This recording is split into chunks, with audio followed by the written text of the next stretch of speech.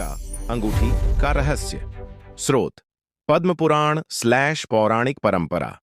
यह एक अत्यंत गहरा और रहस्यमयी प्रसंग है जो यह बताता है कि महाबली हनुमान, जो स्वयं साक्षात काल मृत्यु को भी परास्त करने की क्षमता रखते थे, उनके साथ प्रभु श्री राम को यह लीला क्यों रचनी पड़ी।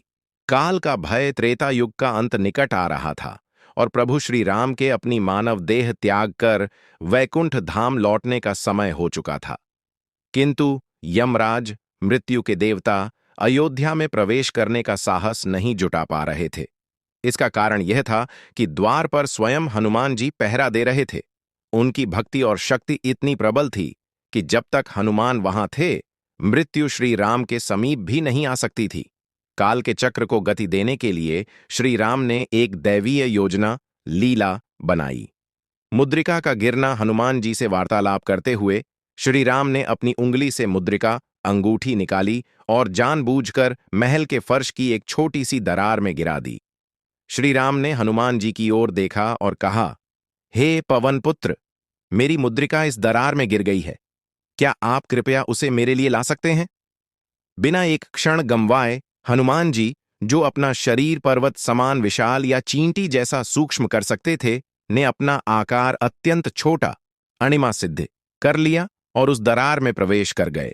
पाताल लोक की यात्रा। हनुमान जी को यह देखकर विस्मय हुआ कि वह दरार मात्र फर्श का एक छिद्र नहीं थी, बल्कि वह मार्ग सीधा धरती के नीचे पाताल लोक, नागलोक तक जाता था। वहां पहुंचकर हनुमान जी नागों के राजा वासुकी से मिले। हनुमान जी ने विनम्रतापूर्वक कहा, मैं प्रभु श्री राम की मुद्रिका लेने आया हूं, जो एक दरार से यहां गिर गई थी।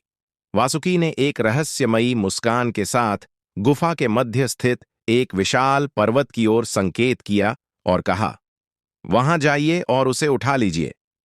वह परम रहस्य। हनुमान जी उस पर्वत के निकट गए और दंग रह गए। वह पर्वत पत्थरों का नहीं, अपितु अंगूठियों का बना था। वहां लाखों करोड़ों अंगूठियां थीं। हनुमान जी ने विस्मित होकर उनमें से एक अंगूठी उठाई तो देखा कि वह हूबहू श्री राम की मुद्रिका जैसी थी। उन्होंने दूसरी उठाई, वह भी वैसी ही थी। उस पर्वत की प्रत्येक अंगूठी असली मुद्रिका ही थी।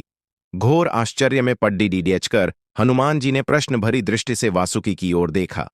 काल का सत्य। वासुकी ने समझाया, हे हनुमान, समय का चक्र, काल चक्र अनंत है। हर त्रेता युग में एक राम जन्म लेते हैं, हर त्रेता युग में एक मुद्रिका गिरती है और हर त्रेता युग में एक हनुमान उसे लेने पाताल लोक आता है। जब तक तुम वापस जाओगे, राम जी अपनी लीला समाप्त कर चुके होंगे। यह अंगूठियों का पर्वत उसी अनंत काल चक्र का प्रमाण है। तात्पर्य, हनुमान जी उस गूढ़ सत्य को समझ गए। यह केवल उनका ध्यान भटकाने की एक लीला थी। प्रभु राम जानते थे कि हनुमान यमराज को कभी उनके पास आने नहीं देंगे। हनुमान जी को पाताल लोक भेजकर राम जी उन्हें यह शिक्षा दे रहे थे कि अवतार को भी प्रकृति और काल के नियमों का पालन करना पड़ता है। हनुमान जी भारी मन से किंतु परम ज्ञान प्राप्त कर अयोध्या लौटे।